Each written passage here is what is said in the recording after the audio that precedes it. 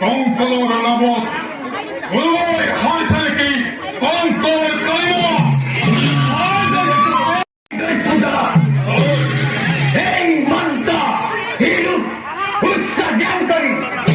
পরিচর্যা পুনরাজ্ঞা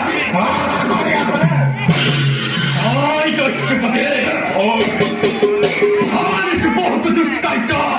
বিনা অভিঘাতে একেবারে উঠালে নহয় এরকম বড় বেন রদা হবা একদম মুখ খানি নোয়া হলো